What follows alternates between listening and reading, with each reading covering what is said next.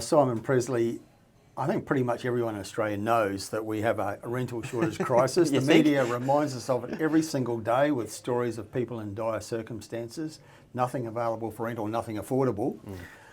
But we never see anything written about that gives an understanding of how we got to this position. Can you perhaps enlighten us? How did Australia get to the point of having so many locations across the country with such low vacancies? Yeah, it's a very important point, and it's become an increasingly divisive point. But at the end of the day, we get emotional about it, but nothing will change unless we make the right policy decisions. It's as with anything to do with property markets, Terry, it's never one thing. It's been a series of things that have happened. Partly COVID, but by no means dominated by COVID. Partly overseas migration, but by no means dominated by that. So much talk about we're not building enough homes. There's some truth to that, but that's nowhere near the biggest cause.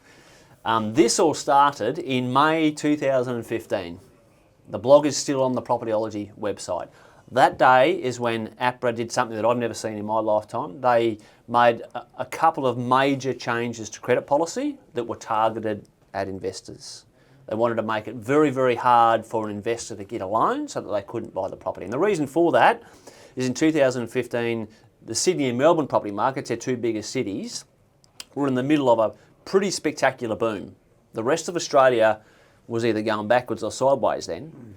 But our two biggest cities were in the middle of a pretty spectacular boom, and not one but two federal elections. The number one thing that we all voted on was to keep or get rid of negative gearing. All that was because of what was happening in two cities.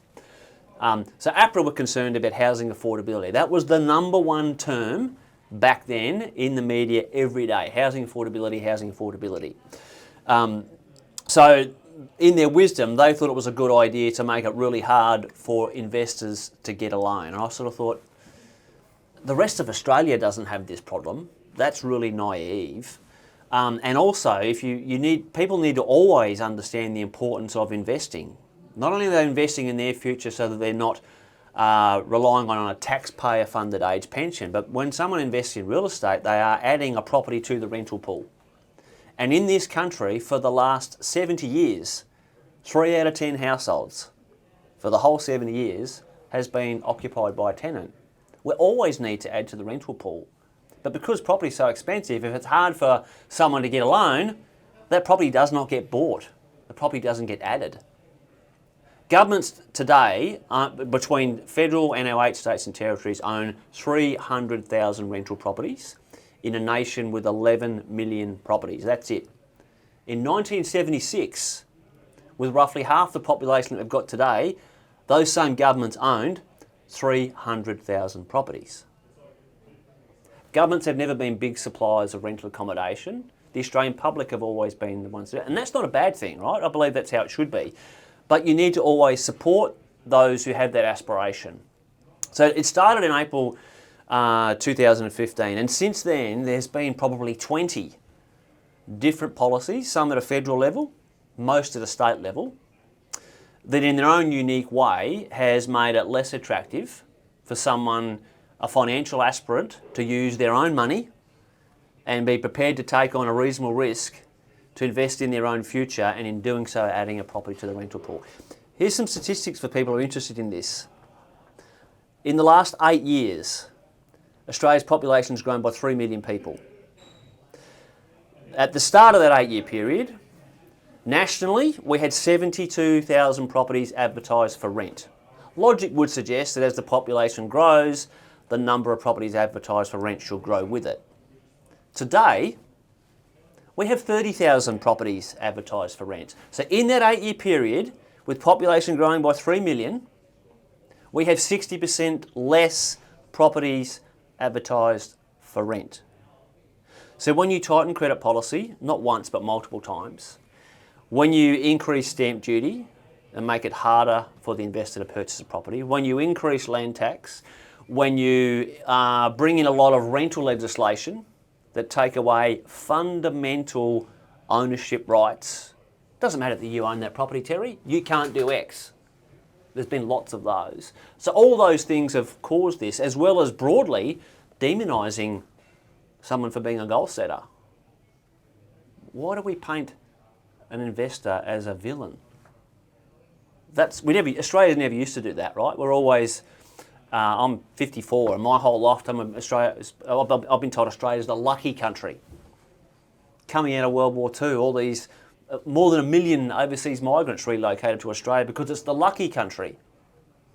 We have always encouraged aspirants, home ownership, retire happy.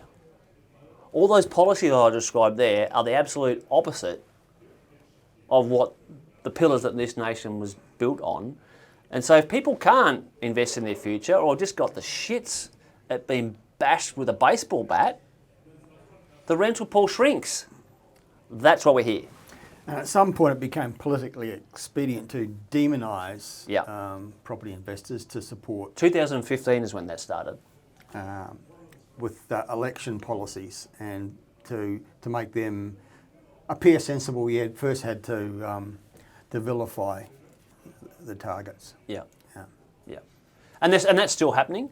Do what you want, but I'd suggest that this affects 27 million people, not just the 3 out of 10 people living in a home. This affects everybody, and until people have courage to do the right thing, no matter how unpopular it might be to certain segments of society, this problem will continue to get worse. Yeah. This started 8 years ago, mate. It didn't start with COVID. And we were given an excuse for this not to happen. The international border was closed for 2 years. So that should have been, that just doesn't happen. That's never happened in human history. So our population went complete flat pancake. We should have ended up with a rental surplus because we didn't have all these migrants coming in needing extra rental accommodation. We were given plenty of opportunity for the rental supply situation to catch up, but yet the problem got worse. Not only was there not enough people investing in their future, but a lot of the existing people who had a property in the rental pool have gone, stick it up your bum, politicians, I've had enough of this, and they backed out. Yeah. So we know now, obviously, what an unbalanced rental market looks like. Yep. What does a balanced market look like?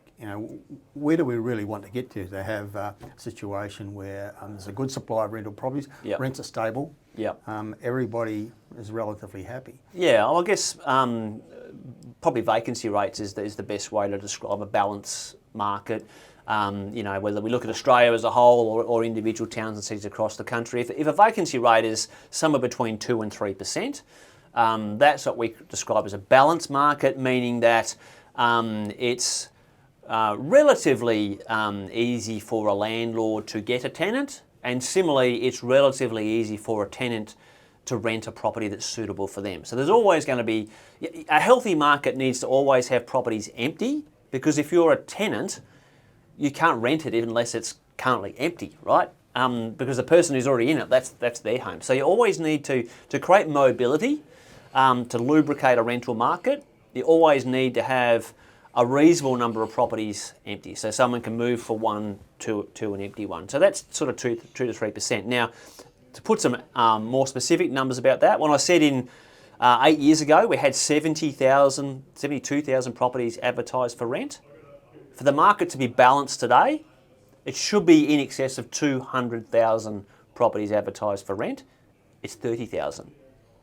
So we've got a heck of a long way to get this to balance. Even if every political plonker in the country, federal and state, even if they got their shit sorted and made the right decisions today, which we all know isn't going to happen, even if they did, my best guess it would take 3 years to return to a balanced market.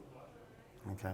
Let's look at some of the numbers in terms of supply. We know about roughly a third of households rent. Yeah. And some supply might come from government, some from big corporations, some from not many private investors. So yeah. what's the breakdown there? Yeah. So round figures, 92% of the total national rental pool, which is more than 3 million. It's about 3.3 million properties Australia wide that are serving the purpose of a home for people who choose to rent.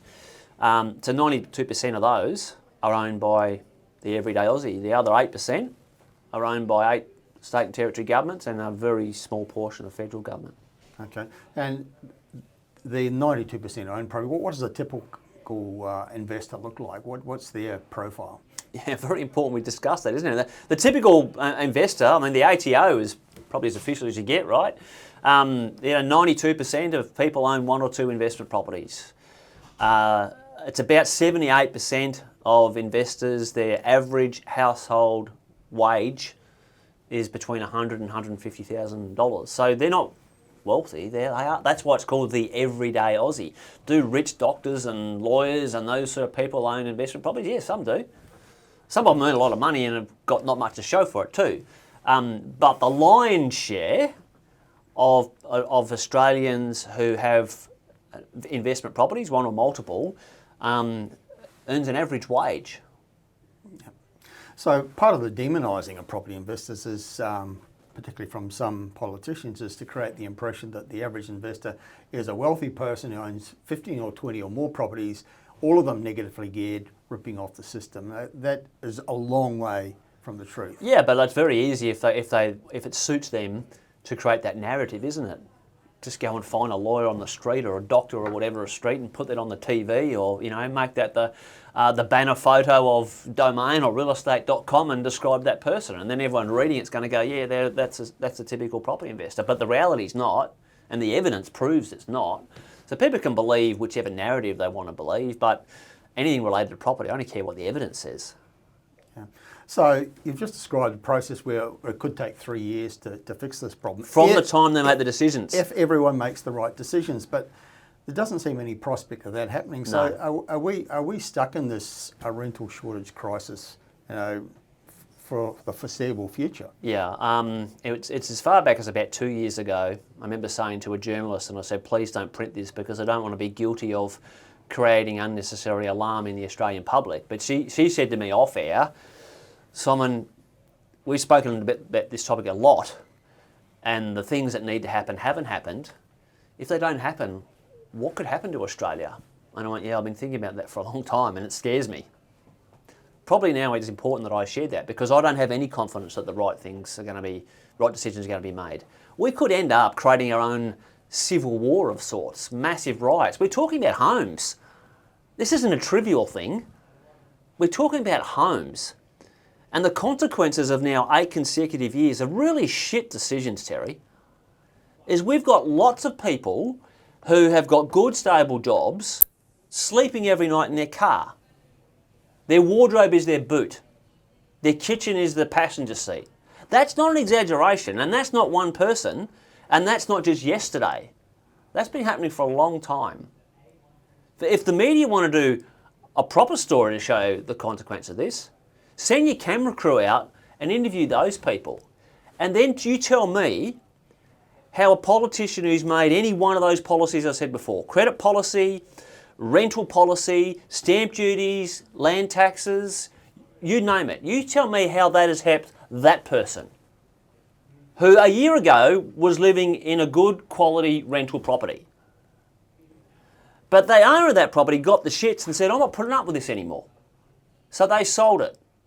So then that person has to find another property. They can afford it, they've got a stable job and a good rental history.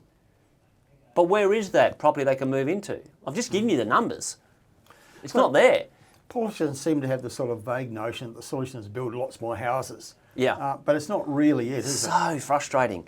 Supply is not a measurement of the construction sector activity. Australia needs to build more homes every single year. This isn't a new thing, right? We've always needed to build more homes. But supply in terms of construction is one of 3 components. The 3 components of supply is how many new properties are added to the national stock each year. But the other 2 components are actually more important than how many we build. And that is how many properties are listed for sale and how many properties are listed for rent. So pressure in a market, if you talk about capital growth, you can build as many as you bloody want. But if the buyers with the money don't want to buy them, they won't. 98% of properties that are purchased every single year, it's not the new ones, it's the established ones. People listening to this interview, think of your own situation and how many times you've moved and why you've moved and how you've chosen the property that you've moved to.